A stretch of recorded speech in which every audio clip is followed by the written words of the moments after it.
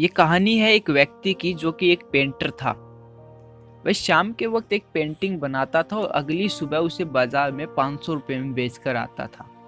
उसका डेली का यही रूटीन था। इस तरह से वो 15,000 रुपए एक महीने के कमा लिया करता था। लेकिन पेंटिंग बनाते बनाते बहुत वक्त हो गया था। उसकी उम्र हो चुकी थी, वह बूढ़ा होने लगा था। अब उससे पेंटिंग नहीं बनाई जाती थी। उसको ब्रश पकड़ने में थोड़ी दिक्कत होती थी, उसके हाथ वो कपकपाने लग जाया करते थे। तो उसने क्या सोचा, क्यों ना ये जो पेंटिंग की कला है मैंने अपने पिताजी से सीखी है, तो क्यों ना मैं अपने लड़के को इस पेंटिंग की कला को सिखाऊं।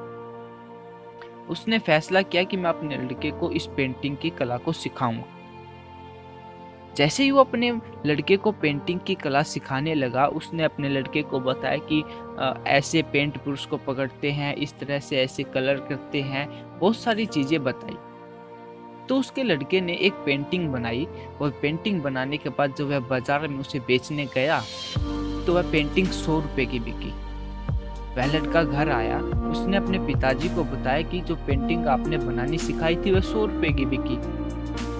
उसके पिताजी बड़े खुश हुए, लेकिन वह लड़का खुश नहीं था।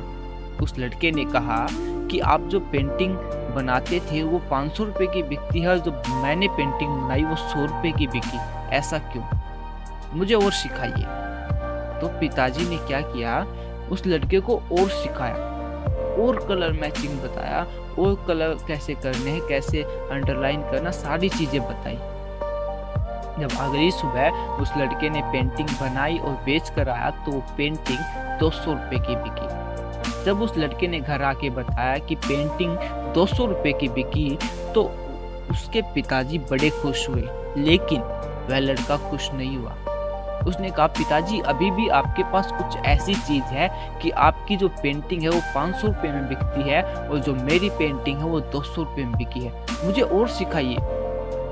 उसके पिताजी ने और अच्छी तरह से उसकी प्रैक्टिस करवाई, उसको चमक बताई, कैसे पेंटिंग में चमक लाते हैं, कैसे इमेजिन करके हम पेंटिंग बना सकते हैं, बहुत सारी चीजें सिखाई। और जब उस लड़के ने पेंटिंग बनाई तो अगली सुबह जब बेच कर आया तो जो पेंटिंग थी वो 300 रुपए की बिकी। उसके पिताजी को घर आके बताया, उसके पिताजी बड़े खुश हुए, बड़े खुश हुए, लेकिन वो लड़का आज भी नाराज था। उसने कहा, पिताजी आप मुझे बताइए कि आपकी जो पेंटिंग है वो 500 रुपए में क्यों बिकती है, मुझे और सिखाइए। तो उसके पिताजी ने और अच्छी तरह से बताया कि कैसे कलरों को मिक्स करके एक नया कलर तैयार किया जाता है, कैसे पेंटिंग को इमेजिनेशन करके बनाया जा सकता है, बहुत सारी चीजें सिखाई। जब उस लड़के ने पेंटिंग बनाई और अगली सुबह जब बेच कर आया तो जो पेंटिंग थी वो 700 रुपए की बिकी। जब पेंटिंग 700 रुपए की बिकी तो लड़का बहुत खुश था। उसने घर आके अपने पिताजी को बताया कि पिताजी आज जो पेंटिंग है मैंने 700 रुपए की बेची और आज मैं बहुत खुश हूँ। तो उसके पिताजी ने कहा, चलो बेटा और सीखते हैं, मैं तुम्हें बताऊंगा जो पेंटिंग है वो 1000 रुपए की कैसे बेची जाती है, 1000 रुपए की जो पेंटिंग है कैसे बनाई जाती है। तो उस लड़के ने कहा, नहीं पिताजी, मुझे आप ये बताइए कि आपने अभी तक 500 रुपए से ज्यादा पेंटिंग बेची है? उसके पिताजी कहते हैं नहीं।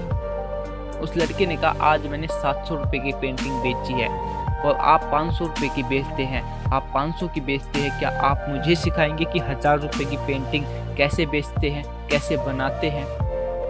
तो उसके पिताजी ने कहा, बेटा एक बात मैं बताना चाहता हूँ, आज तुमने जो पेंटिंग बेची 700 की बेची, आज के बाद तुम जो भी पेंटिंग बनाओगे वह 700 रुपए की ही बिकेगी, ज्यादा की नहीं बिकेगी। उस लड़के ने कहा, ऐसा क्यों? तो उस पिताजी ने बताया कि बेटा जब मैं अपने बाप से ये कला सीख रहा था, अपने पिताजी से ये कला सीख रहा था, तब मेरे पिताजी 300 रुपए की एक पेंटिंग बेचा करते थे और एक दिन मैंने एक पेंटिंग को 500 रुपए में बेच दिया। उस दिन से मैंने अपने पिताजी से सीखना बंद कर दिया और आज तक मैं सिर्फ पेंटिंग 500 रुपए की ही बेच पाता हूँ, उससे ज्यादा नहीं, क्योंकि मैंने सीखना बंद कर दिया था। मेरे अंदर अहंकार आ गया था। अगर बेटा तुम्हारे अंदर भी अहंकार आ गया है तो तुम 700 रुपए से ज्यादा की पेंटिंग कभी नहीं बेच पाओगे। दोस्तों हमारे साथ भी कुछ ऐसा ही होता है। स्टोरी बहुत छोटी सी है लेकिन मैसेज बहुत बड़ा है। कई बार हम ये सोचते हैं कि मैं इनसे ज्यादा कमा हूं तो ये क्या मेरे को सिखाएंगे। दोस्तों जो सीखा जाता है वो कहीं ना कहीं से सीख लिया जाता है, किसी ना किसी सोर्स से सीख लेते हैं। एक बात बोली जाती है, जिस दिन आपने सीखना बंद कर दिया उस दिन आपने जीतना बंद कर दिया। दोस्तों हमें हमेशा सीखते रहना चाहिए और सीखते सीखते आगे बढ़ना चाहिए। दोस्तों अगर ये वीडियो आपको अच्छी लगे तो इस वीडियो को लाइक करना और उन लोगों के साथ शेयर करना जिन्होंने सीखना बंद कर दिया है।